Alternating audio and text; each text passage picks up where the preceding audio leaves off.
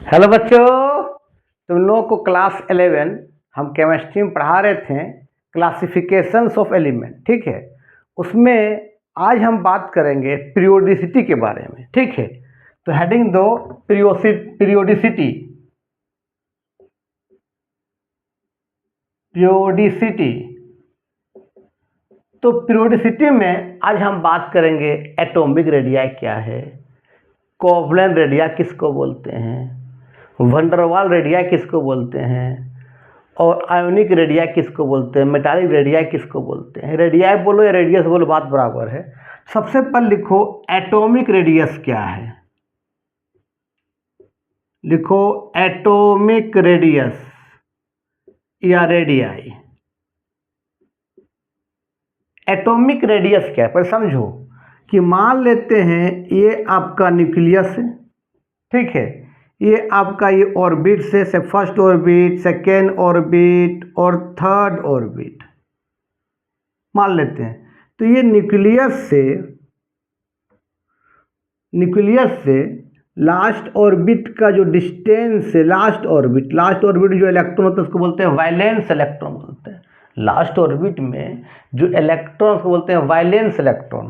तो न्यूक्लियस से last electron के बीच का डिस्टेंस को हम बोलते हैं एटॉमिक रेडियाई। मतलब बोल सकते हैं the distance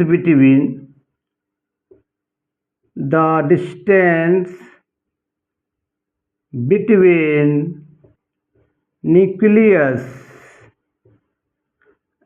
and outermost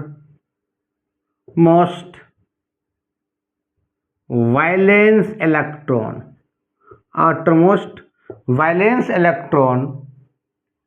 is called क्या बताओ, एटॉमिक रेडियस। न्यूक्लियस से वैलेंस इलेक्ट्रॉन के बीच का डिस्टेंस को बोलते हैं एटॉमिक रेडियस। लेकिन भाई एटॉमिक रेडियस को एग्जैक्ट फाइंड आउट नहीं कर सकते। क्यों नहीं कर सकते? तुमको मालूम है, अब मैं पढ़ा है डिब्रोगली इक्वेशन या डिब्रोगली पढ़ा, फिर तुमने हिजनबर्ग अनसर्टेनिटी प्रिंसिपल पढ़ा, तो वहाँ तुमको समझ में आया कि इलेक्ट्रॉन एक पार्टिकल नेचर नहीं है। इलेक्ट्रॉन क्या, एक वेव नेचर है। मतलब electron is a wave nature. Electron is a wave nature. Electron क्या बताओ, वेव नेचर है। मतलब ये न्यूक्लियस है, ये ऑर्बिट, फर्स्ट ऑर्बिट मान ले सेकेंड ऑर्बिट, तो सेकेंड ऑर्बिट में इलेक्ट्रॉन कैसे घूमेगा, एज ए वेव जैसा, वेव बनाते हुए जाएगा इस तरह से। तो या तो इलेक्ट्रॉन यहाँ मिलेगा, या तो इस रीजन में मिलेगा, या तो यहाँ मिलेगा, यहाँ मिलेगा, या तो यहाँ मिलेगा। तो एक फिक्स्ड बाउंड्री नहीं है, ऐसा नहीं है। ऐसा रहता, मान लीजिए आपका न्यूक्लियस से ये फर्स्ट ऑर्बिट, सेकेंड ऑर्बिट, देखो तो एक फिक्स बाउंड्री, यहाँ पर एक फिक्स बाउंड्री है। तो उसका आसानी से न्यूक्लियस से वैलेंस इलेक्ट्रॉन के बीच का डिस्टेंस को हम डिटरमाइन कर सकते थे। लेकिन ये एक फिक्स बाउंड्री नहीं है, no fix boundary, no fixed boundaries, कोई फिक्स बाउंड्रीज नहीं है। इसीलिए हम एटॉमिक रेडियस 100% कैलकुलेट नहीं कर सकते हैं। कुछ ना कुछ आपको गलत एरर आ जाएगा। ठीक है, तो लिख लो। को पूछेगा एटॉमिक रेडियस क्या, बोलता था ना, था distance between nucleus and outermost valence electron को एटॉमिक रेडियस बोलते हैं। तो पूछेगा एटॉमिक रेडियस को एग्जैक्ट डिटरमाइन क्यों नहीं कर सकते, एग्जैक्ट फाइंड आउट क्यों नहीं कर सकते हैं।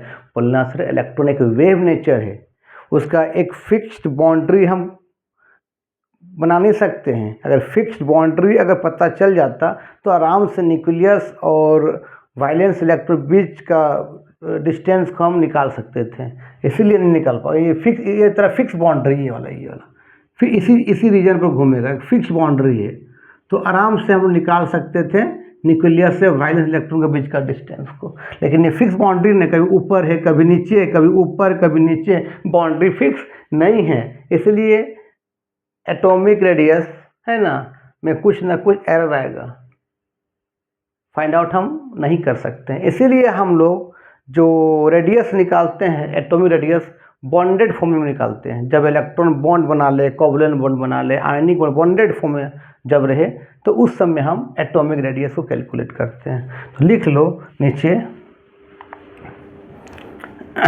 इसको लिखने के बाद लिख लो atomic radius can be calculated, atomic radius is, या इज डिटरमाइन लिखो ना, is determine in bonding electron. जब इलेक्ट्रॉन क्या हो जाएगा, दूसरे से बॉन्ड बना ले, तब हम लोग एटॉमिक रेडियस क्या करते हैं, फाइंड आउट करते हैं। एक सिंगल एटम का एटॉमिक रेडियस नहीं निकाल सकते, क्योंकि इलेक्ट्रॉन क्या एज ए वेव है, उसका फिक्स बाउंड्री हमको नहीं पता चलेगा, इसलिए हम एटॉमिक रेडियस 100 एग्जैक्ट हम डिटरमाइन नहीं कर सकते हैं। इसलिए एटॉमिक रेडियस निकालते किस फॉर्म में, जब इलेक्ट्रॉन बॉन्डिंग फॉर्म में होता है। चलो अब बात करते हैं इसमें एटॉमिक रेडियस के बाद कोवलेंट रेडियस क्या है। पहले समझो, लिखना तो बात की बात है, कहीं से भी लिख लो, मैंने समझना कोवलेंट रेडियस क्या है। तो कोवलेंट रेडियस का मतलब होता है दो एटम आपस में क्या कर जाए, एक दूसरे पर चढ़ जाए, ओवरलैप कर जाए, तो दोनों के बीच का डिस्टेंस को बोलते हैं इंटरमोलिकुलर डिस्टेंस, या उसको बॉन्ड लेंथ बोलते हैं। अब उसका आधा को बोलते हैं क्या, कोवलेंट रेडियस। जैसे मान लेते हैं एक ये एटम है, इसका ये न्यूक्लियस यहाँ होगा, इसका ये न्यूक्लियस है, ये एक एटम है, मान लेते हैं दोनों आपस में ओवरलैप कर गया, मान ले एक एटम ये, दूसरा एटम ये, तो इलेक्ट्रॉन क्लाउडनेस यहीं पर होगा, बॉन्डिंग फॉर्म में ले आए, इलेक्ट्रॉन बॉन्डिंग फॉर्म में ले आए, और यहाँ एक न्यूक्लियस है, यहाँ पर एक न्यूक्लियस है, दोनों के बीच के डिस्टेंस को हम बोलते हैं इंटरमोलिकुलर डिस्टेंस, इंटरमोलिकुलर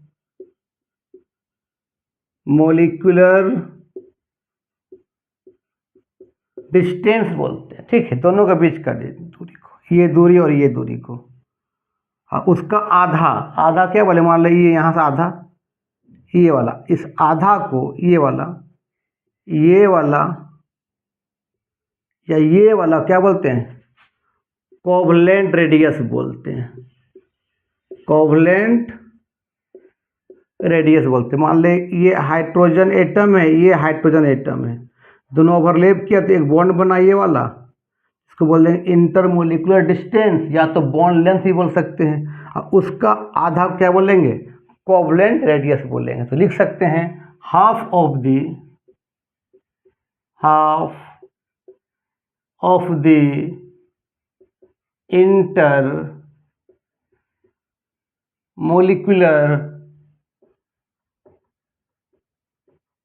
डिस्टेंस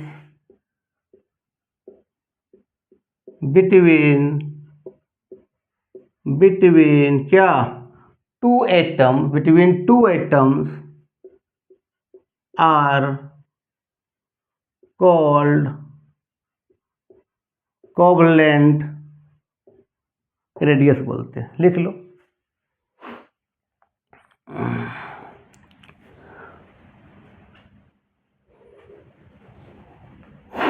इसको मिटा देते हैं। जैसे मान लेते हैं इसको समझ, अच्छा रेडियस को जो है, रेडियस को हम मेजर करते हैं, एटम वो छोटा होता है ना यार, बहुत ही छोटा होता है, इसको मेजर करते हैं या तो या पिकोमीटर से, या तो नैनोमीटर से, या तो 1⁻0 को बोलते हैं एंगस्ट्रॉन से, और एक एंगस्ट्रॉन इक्वल टू होता है 10⁻⁻10 मीटर, एक पिकोमीटर इक्वल टू होता है 10⁻⁻12 मीटर, और एक नैनोमीटर इक्वल टू होता है 10⁻⁹ मीटर होता है, याद रखना। तो ये होता है कोवलेंट रेडियस होता है। दो एटम को क्या कर दो, ओवरलैप करो, दोनों के बीच का दूरी को इंटरमोलिकुलर डिस्टेंस या तो बॉन्ड लेंथ, और उसका आधा को कोवलेंट रेडियस बोलते हैं। चलो अब बात जैसे इस तरह से, मान लो दो एटम को क्या कर लो, ओवरलैप कर दो, दोनों का बीच का दूरी को इंटरमोलिकुलर डिस्टेंस या बॉन्ड लेंथ, और उसका आधा क्या बोलेंगे, कोवलेंट रेडियस बोलेंगे। चलो नेक्स्ट आता है वंडरवाल रेडियस क्या है, समझो पहले वंडरवाल्स रेडियस क्या है।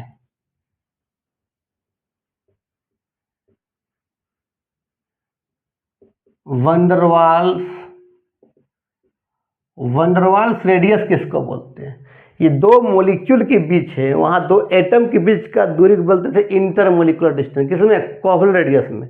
या वंडरवाल्स रेडियस कहता है दो मॉलिक्यूल, मान ले एक मॉलिक्यूल ये है, ठीक है, मान ले Cl2 का एक मॉलिक्यूल से और एक Cl2 का एक मॉलिक्यूल ये है, दोनों को मैक्सिमम से मैक्सिमम क्लोज ला।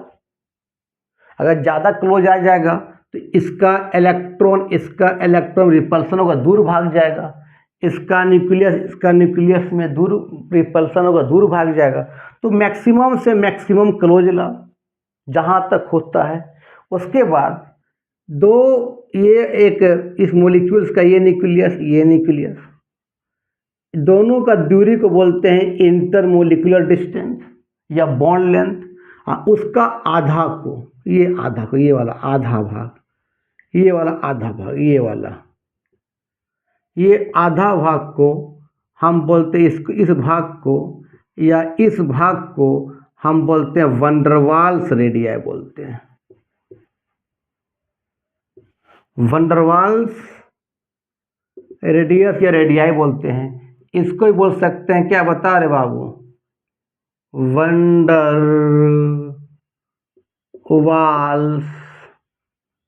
क्या बोलते हैं, रेडियस बोलते हैं।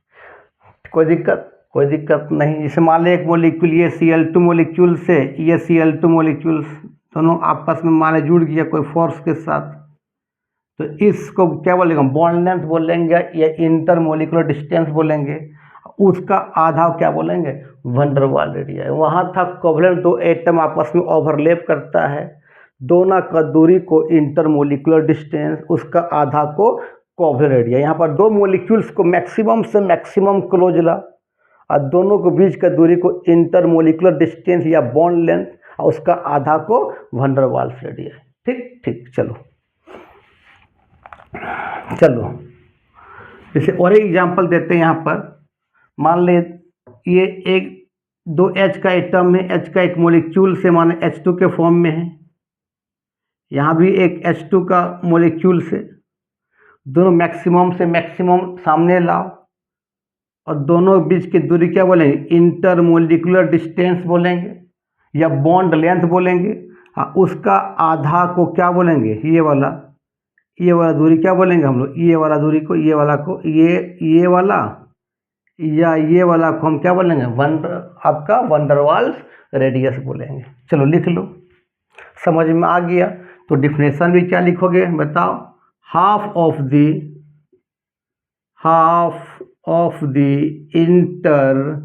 इंटर क्या बताओ, मोलिकुलर बोलो distance between two molecules are called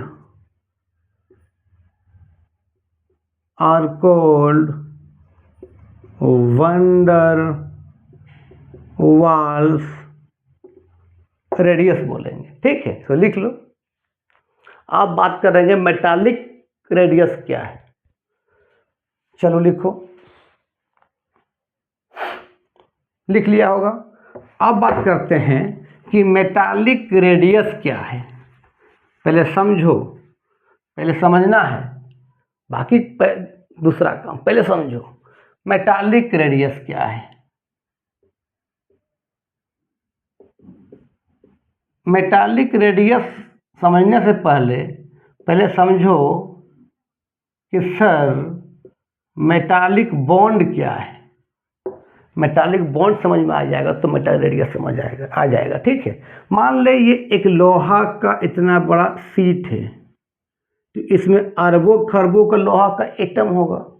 पूरा लोहा का एटम से क्या होगा, क्लोजली क्या होगा, पैक्ड होगा। 3D फॉर्म में ऊपर नीचे चारों तरफ क्या होगा, लोहा का एटम होगा, चारों तरफ लोहा का एटम होगा, क्लोजली पैक्ड होगा क्रिस्टल के फॉर्म में।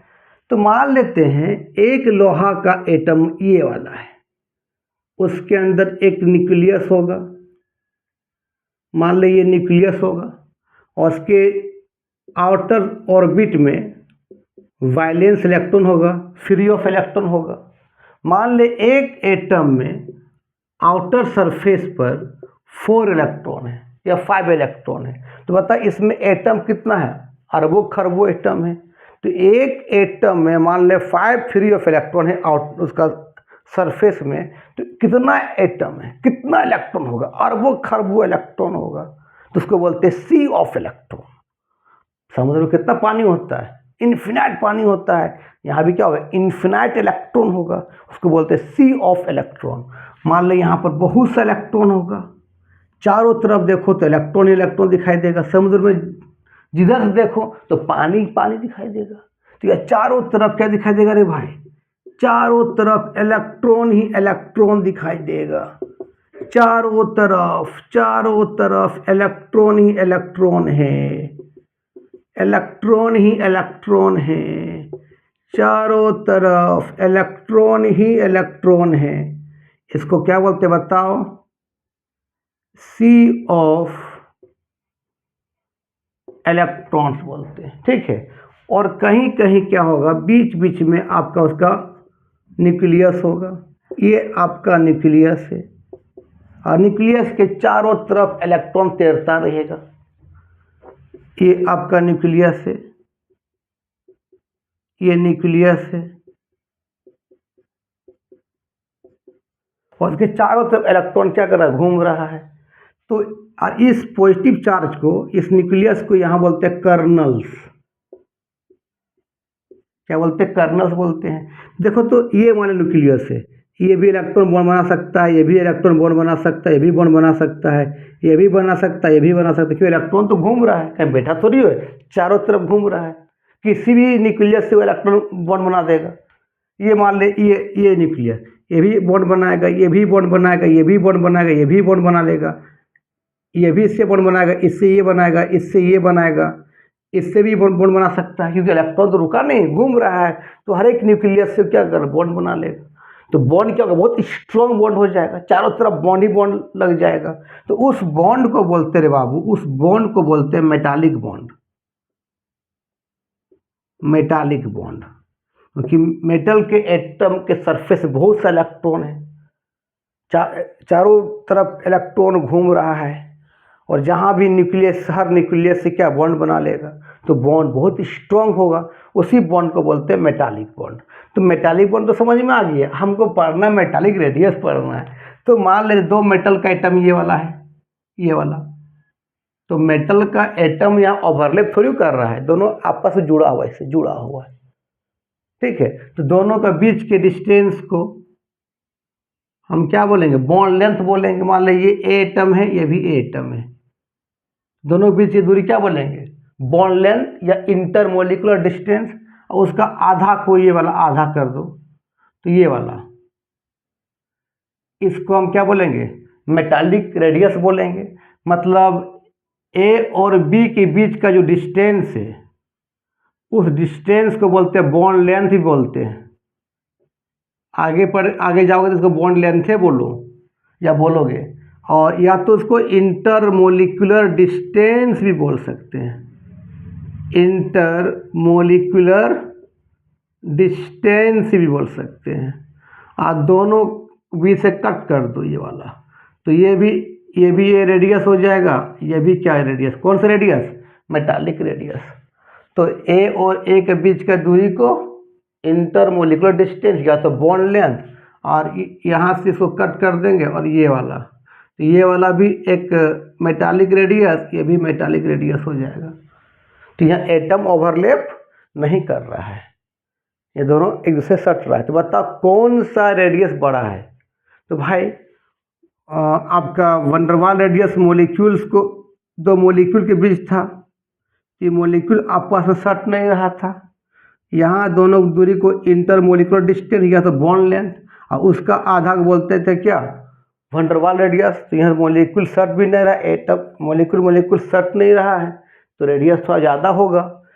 कोवलेंट में क्या, दो एटम सट रहा है, दोनों के बीच का ये ओवरलैप कर रहा है, दोनों के बीच का दूरी क्या बोलेगा, इंटरमोलिकुलर डिस्टेंस या तो बॉन्ड लेंथ बोलो, उसका आधा क्या बोलते थे हम लोग, कोवलेंट रेडियस बोलते थे। तो यह मोलिक्यूल ओवरलैप कर रहा है, एटम एक दूसरे पर घुस रहा है, तो रेडियस कम हो जाएगा।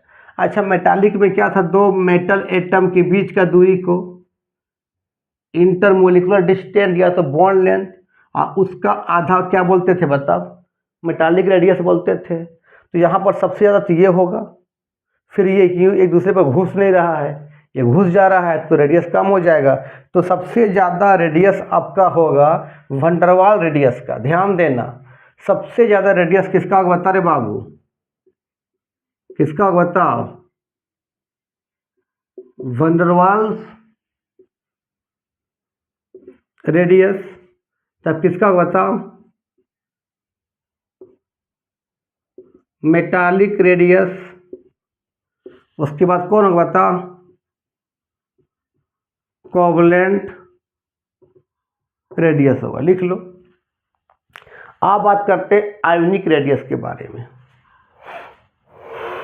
चलो अब बात करते हैं आयोनिक रेडियस क्या है। चलो लिखो पहले यहां तक। अब बात करते हैं आयोनिक रेडियस, ठीक है। देखो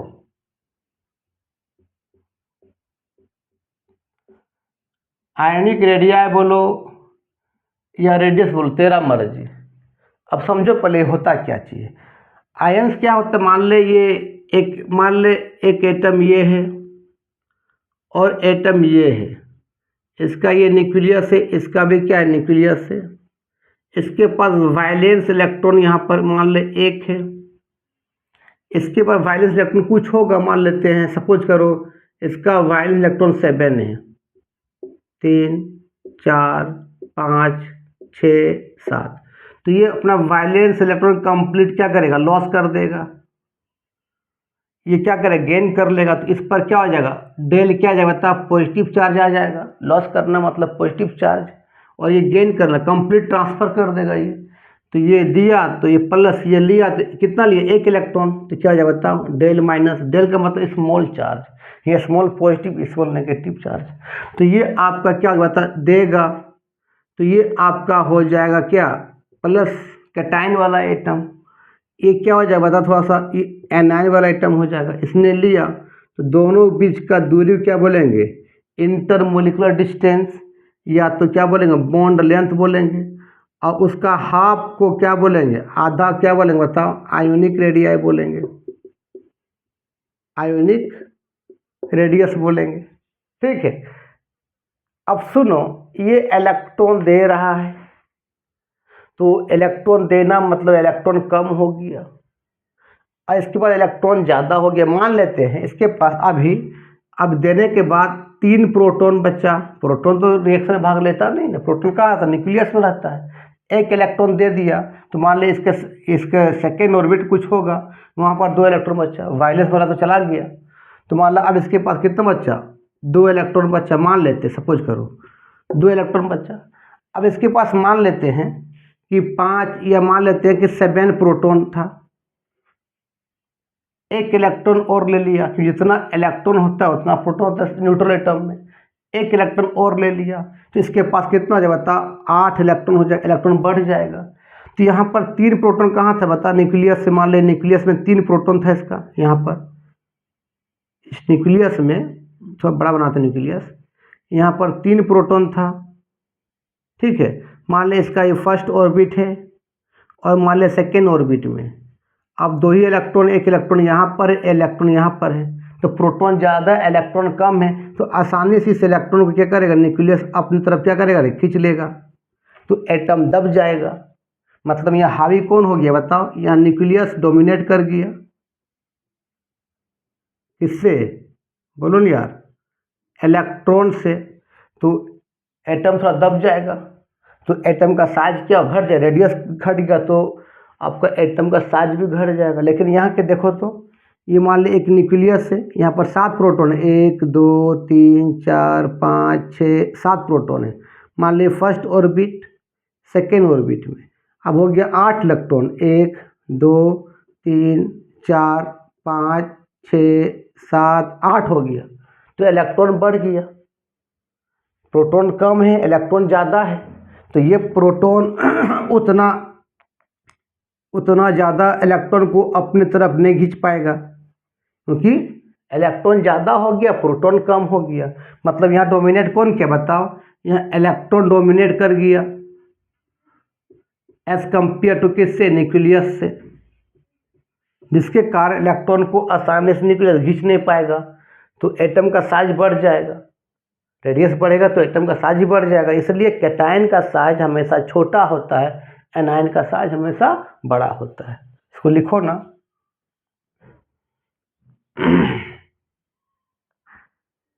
चलो, तो यहाँ पर क्या होता है देखो रे बाबू, यहाँ पर मान लेते हैं ये आपका कैटायन का एटम, ये थोड़ा क्या हो गया एनायन का एटम, दोनों का दूरी को क्या बोलेंगे, इंटरमोलिकुलर डिस्टेंस, उसका आधा क्या बोलेंगे, आयोनिक रेडियाई। तो यहाँ इंटर जो मोलिकुलर डिस्टेंस होगा, इंटरमोलिकुलर डिस्टेंस बोले बॉन्ड लेंथ बोले, बात बराबर है। इंटर मोलिकुलर जो डिस्टेंस होगा बाबू किसके बराबर होगा, R cation plus R anion, cation का रेडियस और एनायन का रेडियस। और यहाँ पर एनायन का रेडियस ज़्यादा होगा, कैटायन का रेडियस कम होगा, क्योंकि एनायन का एटम का साइज क्या है, बड़ा है। तो इसको लिख लो। और आज का वीडियो हम यहीं समाप्त करते हैं।